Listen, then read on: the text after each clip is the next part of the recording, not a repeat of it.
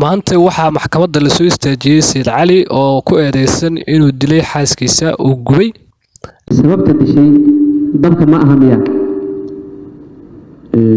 taas marka ay jawaabi karo waayo gabadha xaaskeyga qofka dilo markii leeyahay meeshaas xaaskeyga kuma dhiman 9 beri sii joogtay dhowr isbitaal la geeyay marka qof dilay qofka ma laakiin dhaawac sababay oo ku gubatay dhaawacaas sabab uu ahay laakiin ma aan dilin xaaskeyga aniga waxa sheegtay wax yar ka hor Sayid Cali su'aasheedu waxay tahay waxani falkani sidoo u dhacay masikeedisa bay ahayd hayo maya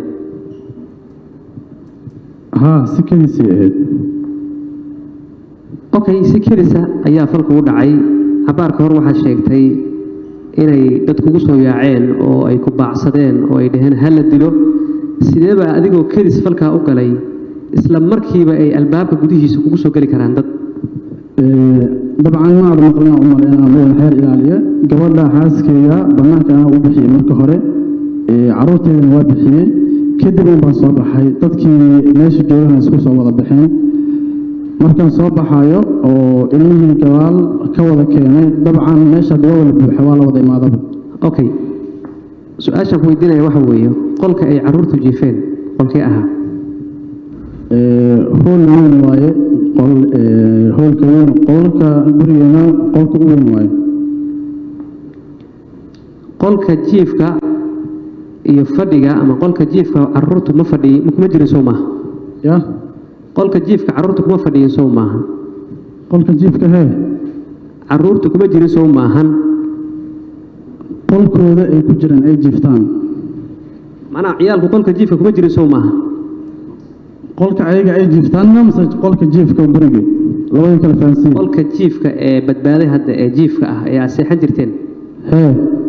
ee master roomka ah kuma jirin soo maaha maxaa geenaya caruurta qol leeyihiin soo kuma sheegin xeer aliye su'aasha xogaa si oo la fahmi karo u dhig ugu dhig Sayid Cali su'aasha lagu weydiiyo jawaabta munaasibka ah ka bixi ma la doodaayo su'aalo ku weydiina jawaab ka bixinaysa xeer aliye su'aasha qaab oo u fahmi karo ugu dhig axkamadu waa maasan tahay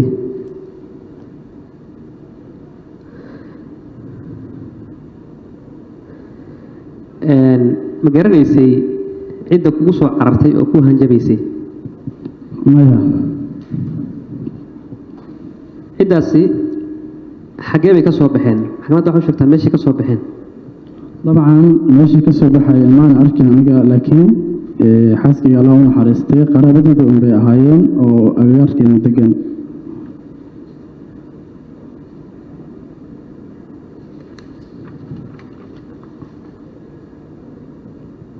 waxaad sheegtay hadda wax gubanayay ma jirin baa tiri markii ay ugu dambaysay marxuumadda sidaas miya iigu cilmadana waxaad sheegtay inaysan jirin inay gubanaysay marxuumaddu abukaataha su-aalku weydiiyey saasaa ugu jawaabtay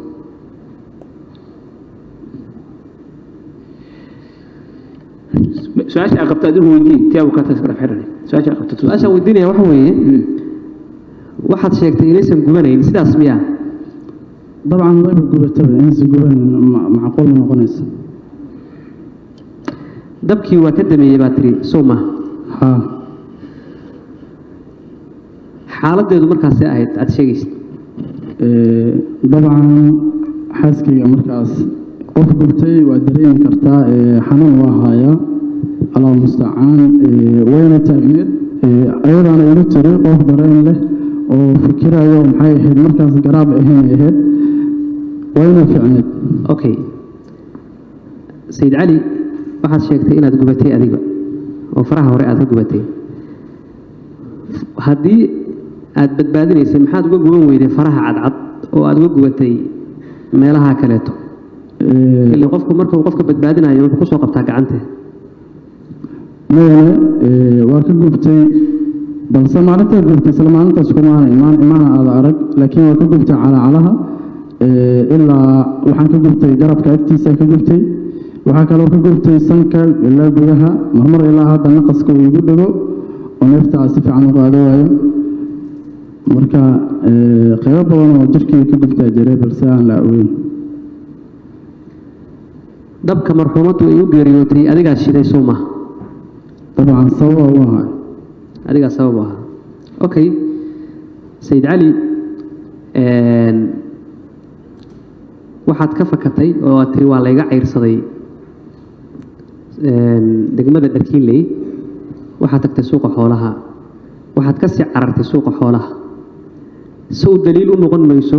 cararkii hore ee aad carartay aad ka carartay degmada dharkiinley oo aad tiri dad baa igu soo yaacay inaysan waxba ka jirin oo isburinayaan sow sidaas uma eka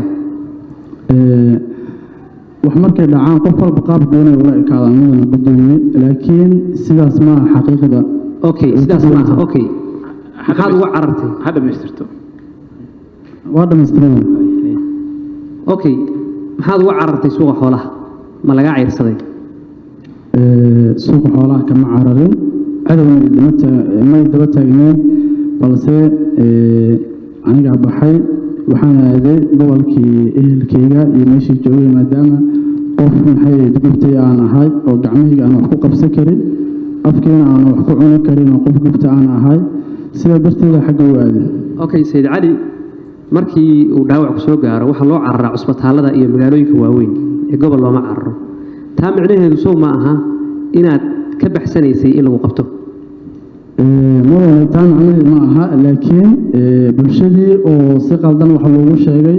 oo wax aan ahayn igu tilmaamay saas darteeda sababtay in maxay ahayd aan soo bixi waayo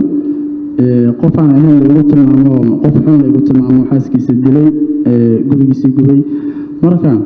taasaa sababtay inaan muqdisho ka tago sayid cali guriga aad ku nooleydeen marxuumadda iyo caruurteeda iyo adigu guriga yaa iska leh dabcan shaksigaa iska leh aniga waxaan kiristayaalahay yaa kireeya gurigaas aniga qofkaa ka kireysay ma sheegi kartaa haaha maamo guriga lahayd xaafadeena okay qofka keliya ku weydiiyo qofka ma sheegi kartaa waa aqaana haa lambarkiisa ma haysaa ma hayo maxkamadda haddii la hor keeno waa ku caddayn kartaa sooma inaad adigu ka kireysatay haa okay xogta aan hayno guriga waxaa la sheegay inay kireysay marxuumaddu 2 biloodna aad deganaydeen haddana dadkii kirada iska lahaa oo guriga iska lahaa ay haystaan aabbaha marxuumadda arrintaasi sax miya qalad waay arrintaas guriga anoo kiriyey markaan soo kariyey kadib aan soo dejiyey xaaskayga alla naxariistay iyo caruurteyda qofka maxay lacagta dhiibayaan anigu ahaa okay waa la caddayn doonaa dabcan